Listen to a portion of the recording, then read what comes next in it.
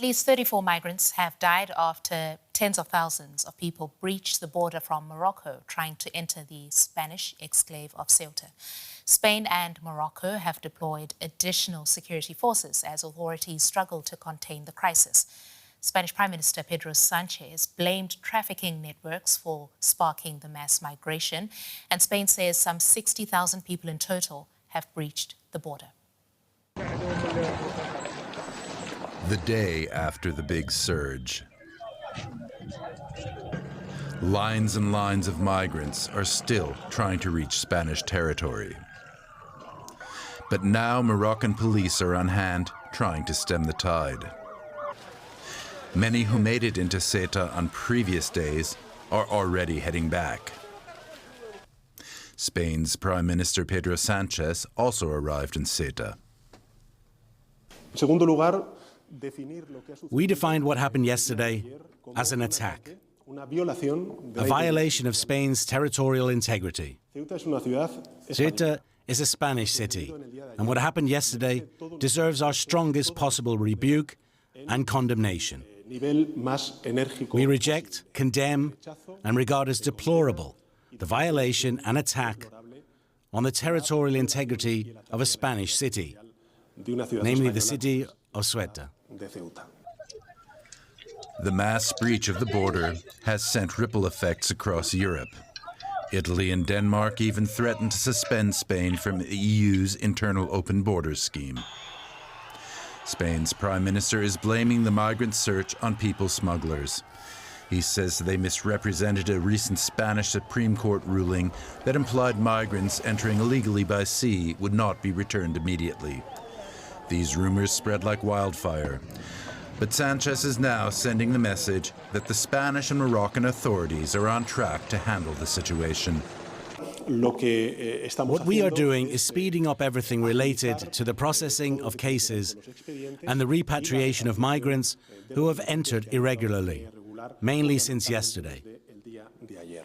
As you can see, many of these migrants are already leaving. While that might be the case in Ceuta, footage has come in from Spain's other Moroccan exclave, Melilla, that shows Moroccan police trying to keep migrants out. And DW correspondent Jan-Philipp Scholz is in Ceuta. It's good to see you, Jan-Philipp. Officials have said more than 20,000 migrants have now voluntarily returned to Morocco. Is the situation under control? We've also seen images of people arriving in the water.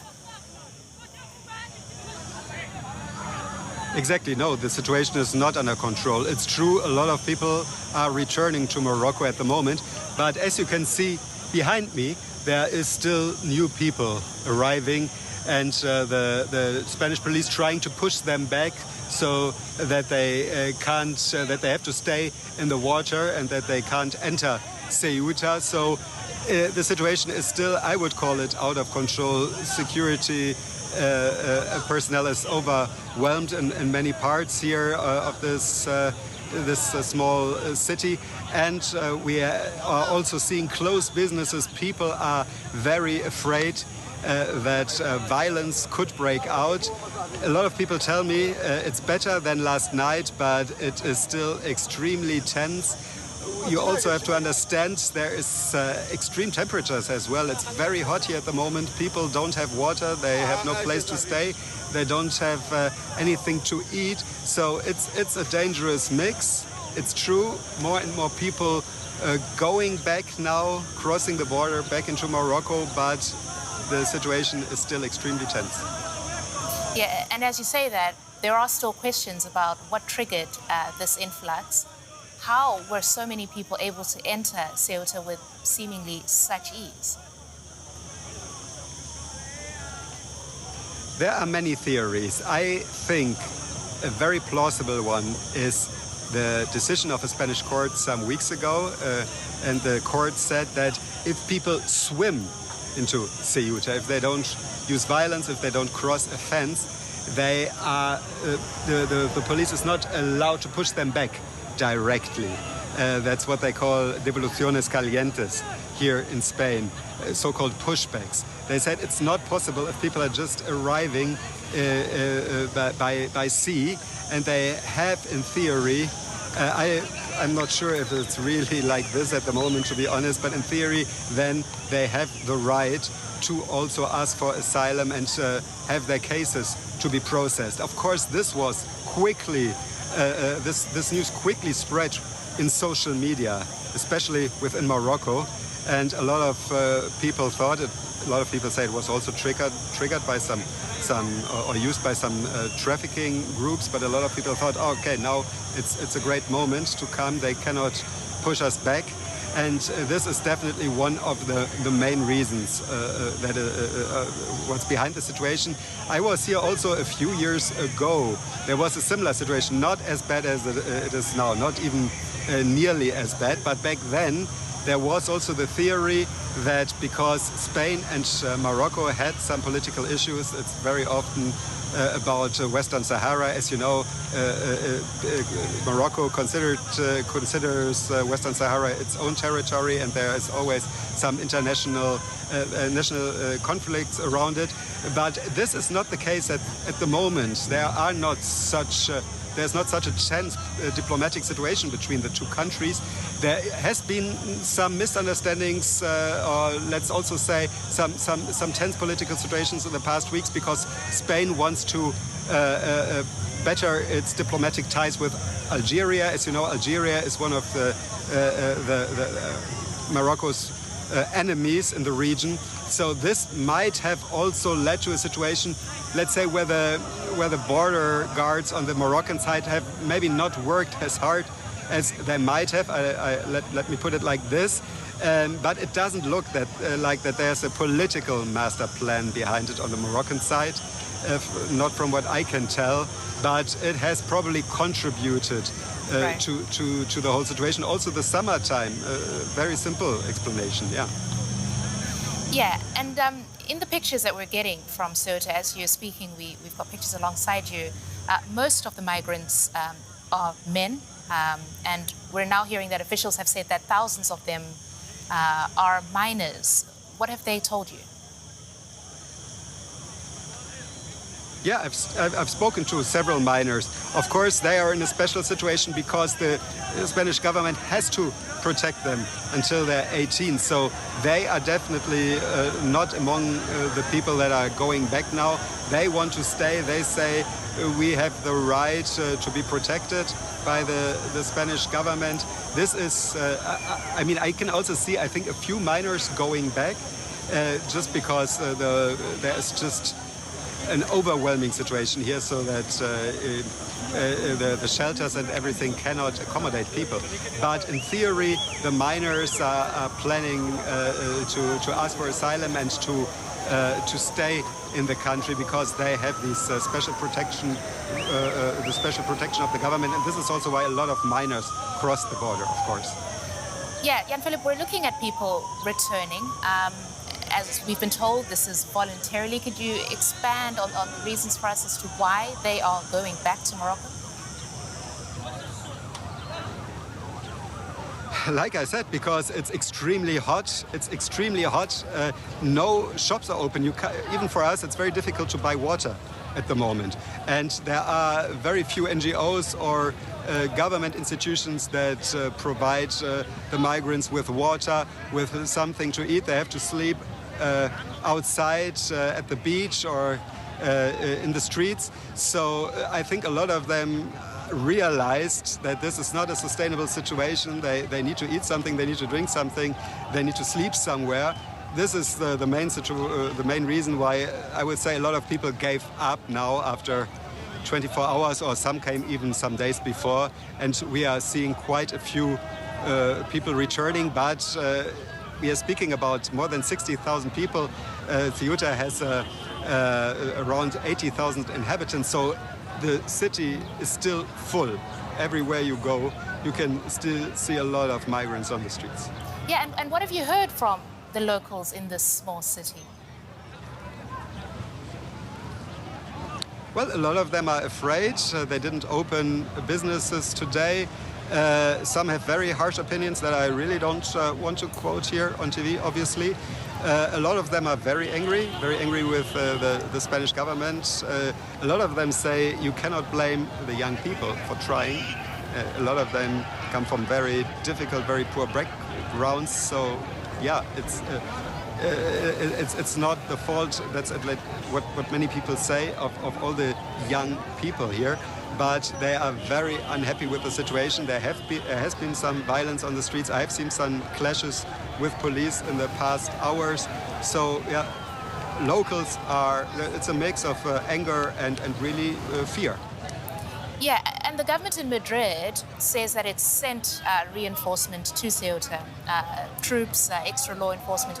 Is there evidence of that from what you can see? Well, there is an elite military group based here in Ceuta. They have now started to help the police. From what I have heard, there has been also more Guardia Civil, it's also a police unit, and more police coming from the mainland, not more military from what I've heard. So, yeah, in the moment I can see everywhere on the streets heavily armed policemen and military. But still, like I said before, they seem to be still overwhelmed by the situation. They are definitely trying their best, but the sheer amount of people gives them a very difficult time to control the situation. All right, well, we appreciate your reporting. That's our Jan-Philipp Scholz in the city of Ceuta, where, of course, that situation, as he's described it, is still out of control. Thanks so much, Jan-Philipp. Stay put. We appreciate that. And now I want to bring in Helena Hahn, who is an analyst on European migration and diversity policy at European Policy Centre. That's an independent, non-profit think tank based in Brussels. It's good to have you on DW, Helena. If we are assuming that the migrants who entered Ceuta want to ultimately make it to mainland Europe, what do the EU rules say about what Spain should do by law if these migrants intend to apply for asylum? So this is an interesting situation because there are new rules that came into application on the 12th of June, so not a long time ago, often referred to summarily as the new Pact on Migration and Asylum. And under these new rules, the Spanish authorities would be obligated to carry out a so-called screening, which entails an identity check, a security check, a health check of people who arrive to Spanish territory. And that would have to be carried out in no more than 7 days. And then after this is where it becomes a bit complicated. Generally speaking, for people who are of age and who are Moroccan nationals, Spanish authorities would in all likelihood be able to apply the so-called safe country of origin provision. And this means that because Morocco is considered a safe country of origin, there is a presumption that Moroccan nationals would not be in need of international protection. And therefore, Spanish authorities would carry out an accelerated procedure on an individual basis, but one that would allow them to then conclude that this person should return to Morocco. In cases of unaccompanied minors, they would have to be aware of, for instance, the best interests of the child, any vulnerabilities. So the same logic would not necessarily be applied to unaccompanied minors. And then for those select few people who are not Moroccan nationals, because reports do say that there are a number of people who seem to not be of Moroccan origin, they would then, if they apply for asylum, would then either be transferred into a regular asylum procedure or into an accelerated border procedure. For instance, if they are nationals of a country that has a generally low recognition rate in the European Union. And so we see that this requires a lot of differentiation between individual cases and could amount to a very high workload. Right. And our correspondent in Ceuta has seen Spanish police trying to push migrants back into the water to stop them making it onto land. Is this legal? So this is where it becomes very interesting because, of course, a lot of the evidence that we have seen so far pertains mainly to the land border, where there is a complicated set of multiple fences where Moroccan and Spanish authorities cooperate with each other and then are able to also prevent people from actually entering Spanish territory and thereby basically pushing them back though as it is often deemed in a legal way. But this is, of course, highly questionable and has also been debated in court and challenged in court. At the same time, when it comes to the sea border, this is in a way a new situation, and so in most cases, people would have to actually be let into Spanish territory in order for authorities to establish their identity and then also to establish whether they actually have protection needs.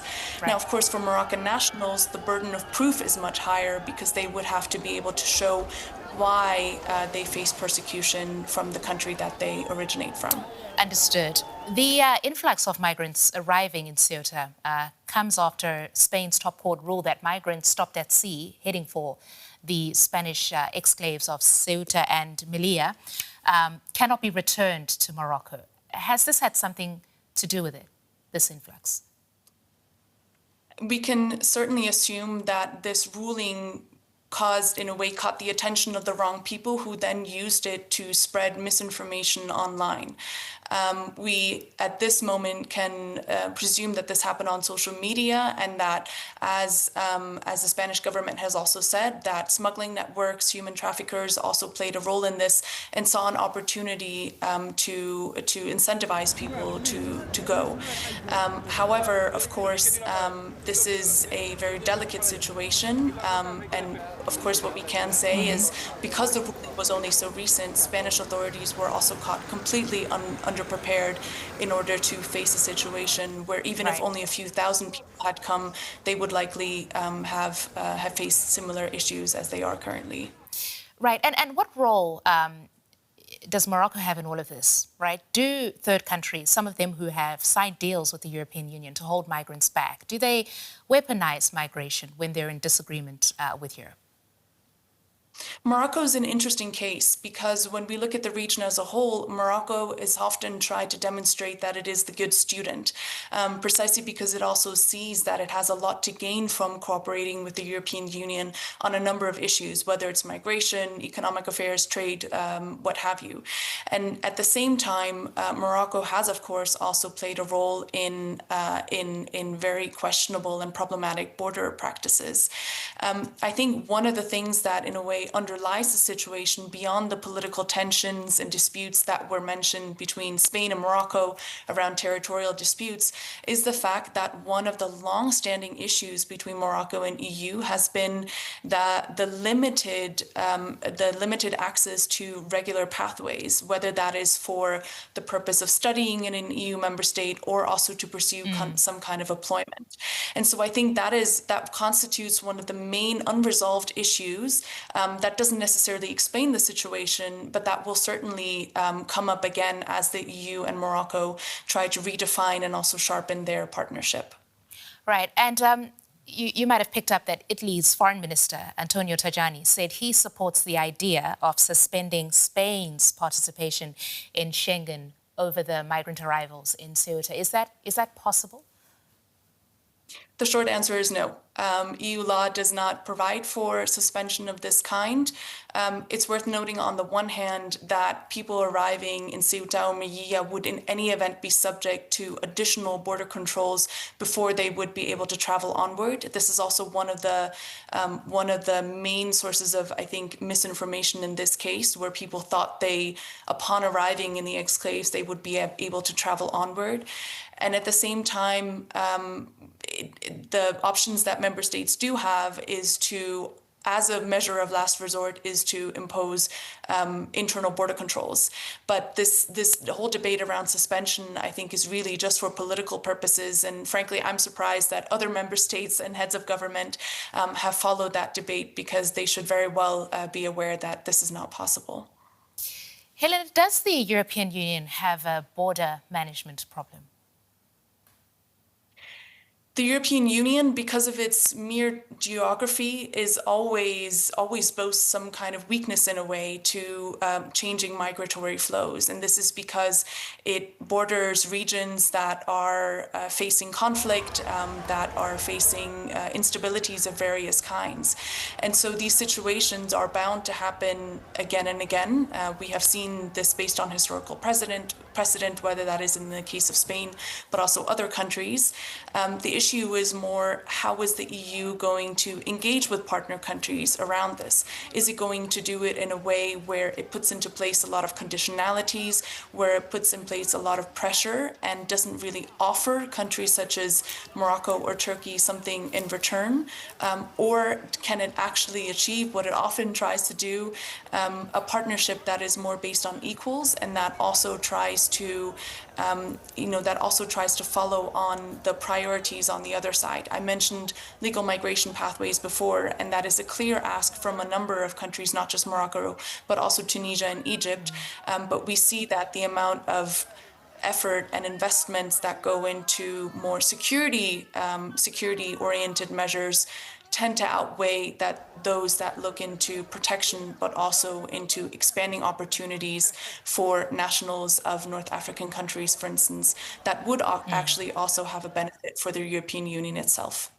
All right, well, thank you so much for that clear analysis. That's Helena Hahn from the European Policy Centre in Brussels. We really appreciate that. Helena, thank you. Thank you so much. I want to pull in now Judith Sunderland. She's an Associate Director for Europe and Central Asia at Human Rights Watch and one of the organization's leading experts on refugee and migrant rights. Judith, it's good to have you with us. You know, many of the people who crossed the border, we understand, have now gone back to Morocco. Some of them have said that Moroccan authorities encouraged them to go and to cross the border. There are videos in Morocco of dump trucks headed for the border full of men. What's your reaction to this? Well, the first thing I would say is that it wouldn't be the first time that Morocco, as well as other countries, have used migration as leverage. Morocco in particular has done this in the past in its relationship with Spain. I cannot speak to whether there was involvement by Moroccan authorities on this particular occasion, but it's clear that that has been a pattern in the past, and I would argue that we've seen migrants being used as pawns by many different countries like Libya, Tunisia, Turkey. And in part, that is because countries of the European Union have placed such an enormous focus on border control that they have essentially handed those countries that playbook. What would you say, though, based on what we have seen and what we're hearing from people who did cross the border, would you say that an investigation should take place looking at the possibility that Morocco has indeed used migration again as leverage? Well, I think it's clear that there will be an investigation. Everybody is interested to understand how this happened. It is quite unprecedented and clearly put a lot of people at risk and also created an extremely challenging situation in Ceuta. And of course, many people have died. The estimate seems to increase every time I check. So it's a terrible situation and responsibilities should be identified. I would say that these borders, the borders between Ceuta and Morocco and Melilla, which is the other enclave that Spain has in Moroccan territory, those borders have long been the site of violence and of summary collective expulsions. And it's important to note that this time around we haven't seen so far that violence. And if people are returning voluntarily, then we haven't seen so far collective expulsions, and those are positive things to note. Spanish officials say that smugglers exploited a recent court ruling, a Spanish court ruling restricting immediate returns of migrants at sea. Does that explain the scale of what we have seen in the last 24 hours? We can really only speculate. It's clear that smuggling networks are usually very agile. They are composed of business people who are trying to make a profit, and they are usually very good at finding loopholes and seizing the moment. So it is entirely possible. What I would argue, again, is that summary expulsions are always wrong, and it actually, in our view, doesn't matter whether people have reached the Spanish territory by swimming or by climbing a fence.